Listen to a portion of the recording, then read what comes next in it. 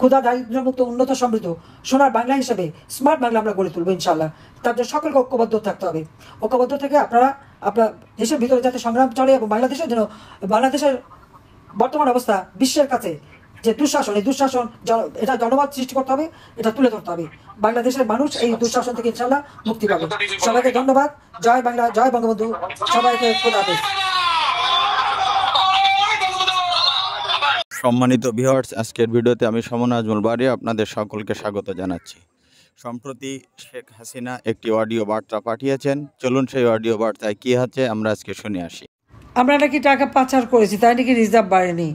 তাহলে আমার প্রশ্ন, এই 10 মাসে রিজার্ভ বাড়লো না কেন?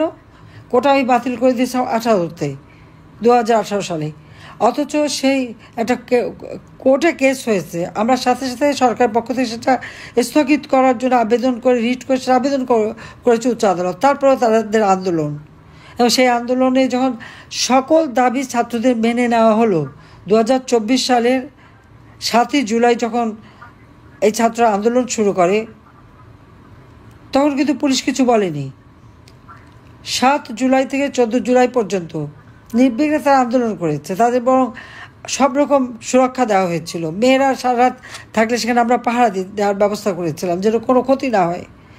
15 জুলাই থেকে শুরু করলো পুলিশ হত্যা করা, একের পর এক থানা আগুন দেওয়া, পুলিশকে পুড়িয়ে মারা, পিটিয়ে মারা, পা বেঁধে ঝুলানো, আওয়ামী লীগের নেতাকর্মীকে মারা, তাদেরকে পা বেঁধে ঝুলানো এবং তাদেরকে কিভাবে নির্যাতন করেছে।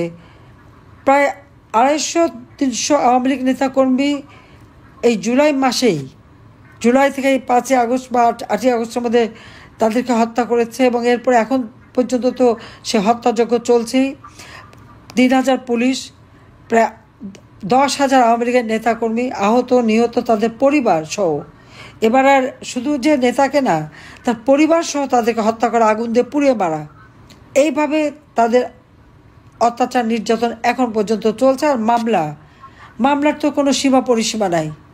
আমাদের প্রায় 4-5 লক্ষ নেতা কর্মী, তাদের ভিতরে মামলা তো দিয়েছে এবং গ্রেপ্তার করেছে। আজকে প্রায় 1.5 লক্ষের উপর নেতাকর্মী আজকে কারাগারে। সংখ্যালঘুদের উপর চরম অত্যাচার, তাদের উপর নির্যাতন। বাংলাদেশের আইনজীবী, সাংবাদিক, সাংস্কৃতিক কর্মী, পেশাজীবী কেউ বাদ যাচ্ছে না। প্রত্যেকের বিরুদ্ধে মামলা এবং তাদেরকে নির্বিচারে হত্যা করা। ঘরের মধ্যে ঢুকে যখন তখন মানুষকে হত্যা করতে পারে।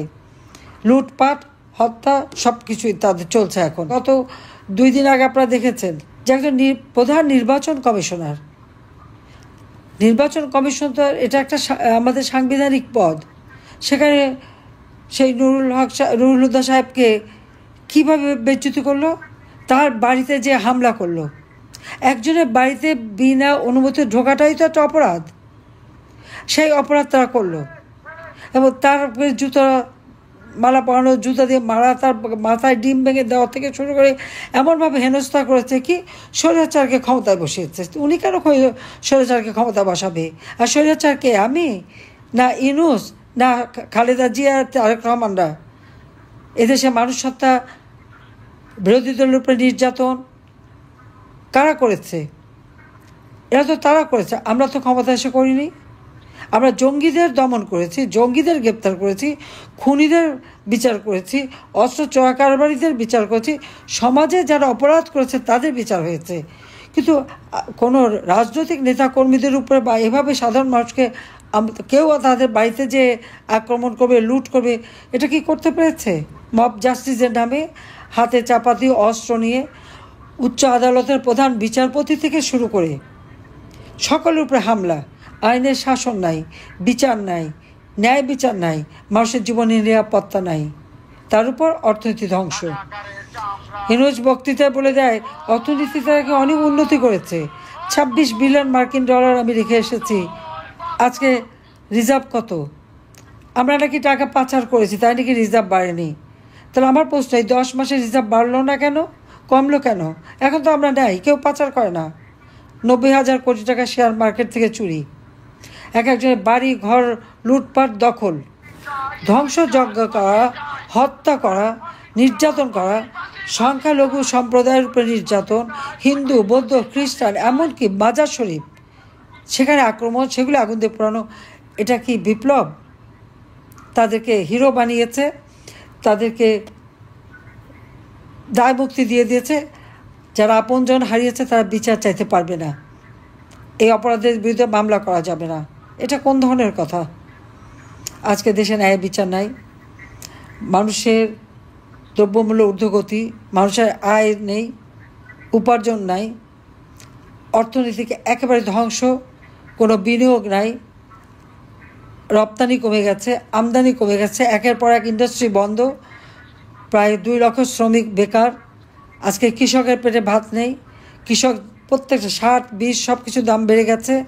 দেশের মানুষের জীবনে নাবিশ্বাস উঠে গেছে, কোনো মানুষের জীবনে নিরাপত্তা নাই, কোনো মানুষের জীবনে শান্তি নাই। প্রত্যেকটা মানুষের জীবনে শান্তি কেড়ে নিয়ে মুষ্টিমেয় লোক 2 হাতে লুটপাট করে যাচ্ছে। ক্ষমতা পেয়ে ইনুসেরই তো লাভ, ম্যান পাওয়ারের ব্যবসা, ডিজিটাল ওয়ালেটের ব্যবসা, ইউনিভার্সিটির ব্যবসা, নানা ধরনের ব্যবসা বাগিয়ে নিয়েছে, আর সব দখল। আর তার সাথে তার ওই সমন্বয়করা রাতারাতি আঙুল ফুলে কলা গাছ। আর ভোট চুরি, আওয়ামী লীগ কখনো পিছনের দরজা দিয়ে ক্ষমতা আসেনি, ভোট চুরি করেও ক্ষমতা আসেনি। আওয়ামী লীগ সবসময় জনগণের ভোটে নির্বাচিত হয়ে জনগণের ম্যান্ডেট নিয়ে সরকার এসেছে।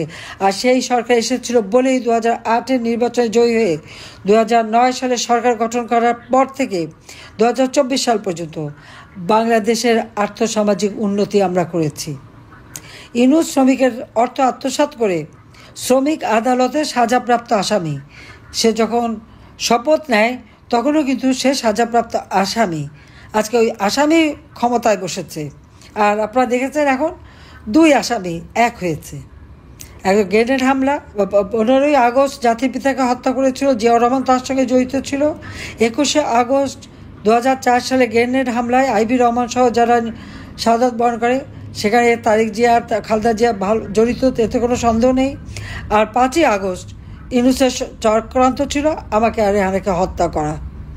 সে তো তার সমন্বয়কদের দিয়ে কাজ করিয়েছে, তার এজেন্ট দিয়ে কাজ করিয়েছে, এবং সেটা ইউনূস তো নিজেই বলেছে আমেরিকায়, বিল ক্লিন্টন ফাউন্ডেশনে যে বলেছে এই আন্দোলনের কোনো নেতা ছিল না, ছাত্র জনতা না, এটা হচ্ছে ইউনূসের মেটিকুলাসলি ডিজাইনড আন্দোলন এবং মাস্টার মাইন্ড দ্বারা। মাহফুজ আলম সেই মাস্টার মাইন্ডকে আবার মঞ্চে তুলে নিয়ে তাদের পরিচয় করিয়ে দিয়ে তাদেরকে হাততালি দিয়েছে যে এই চক্রান্ত করে সে শেখ হাসিনাকে ক্ষমতা থেকে সরাতে পেরেছে এবং সে অবৈধভাবে ক্ষমতা দখল করতে পেরেছে। তো এই লোকটা দেশের কি উন্নতি করবে? কাজে সকলে আজকে ঐক্যবদ্ধ হতে হবে। যারা ক্ষতিগ্রস্ত প্রত্যেকে এই ব্যাপারে আন্তর্জাতিক আদালতে ইউনূসের বিরুদ্ধে নালিশ জানাতে হবে যে সে কীভাবে আপনাদের ক্ষতি করেছে, ঘরবাড়ি পুড়িয়েছে। এর হাত থেকে দেশকে রক্ষা করার একটাই উপায় যে সকল কাজকে ঐক্যবদ্ধ হতে হবে। আপনারা প্রবাসে থাকেন, আপনারা দেশে আপনাদের যারা নেতাকর্মী আছে নির্যাতিত, তাদের পাশে দাঁড়ান। আপনারা অনেকেই সাহায্য করছেন, সেজন্য ধন্যবাদ জানাচ্ছি। আর সেই সাথে সাথে বাংলাদেশকে এই শত্রুমুক্ত করার জন্য, এই খুন ইউনূসের হাত থেকে দেশকে উদ্ধার করার জন্য স্বাধীনতা বিরোধী এবং যুদ্ধাপরাধী এবং যারা জঙ্গি আজকে তারাই ক্ষমতায় এবং এরাই হচ্ছে ইউনূসের ক্ষমতার শক্তি। কাজে এই জঙ্গিদের হাত থেকে দেশকে রক্ষা করতে হবে, দেশের মানুষকে রক্ষা করতে হবে। কাজে একে হটিয়ে দিয়ে বাংলাদেশে আবার গণতন্ত্র ফিরিয়ে আনা, বাংলাদেশের মানুষের শান্তি নিরাপত্তা নিশ্চিত করা, বাংলাদেশের অর্থনৈতিক উন্নতির অগ্রযাত্রা অব্যাহত রেখে উন্নয়নশীল দেশ হিসেবে যেন বাংলাদেশ এগিয়ে যায় এবং 2041 সালের মধ্যে বাংলাদেশ ক্ষুধা দারিদ্র্যমুক্ত উন্নত সমৃদ্ধ সোনার বাংলা হিসেবে স্মার্ট বাংলা আমরা গড়ে তুলব ইনশাল্লাহ। তার জন্য সকলকে ঐক্যবদ্ধ থাকতে হবে। ঐক্যবদ্ধ থেকে আপনার দেশের ভিতরে যাতে সংগ্রাম চলে এবং বাংলাদেশের যেন বাংলাদেশের বর্তমান অবস্থা বিশ্বের কাছে যে দুঃশাসন, এই দুঃশাসন এটা জনমত সৃষ্টি করতে হবে, এটা তুলে ধরতে হবে। বাংলাদেশের মানুষ এই দুঃশাসন থেকে ইনশাল্লাহ মুক্তি পাবে। সবাইকে ধন্যবাদ। জয় বাংলা, জয় বঙ্গবন্ধু, সবাইকে খোদা হাফেজ।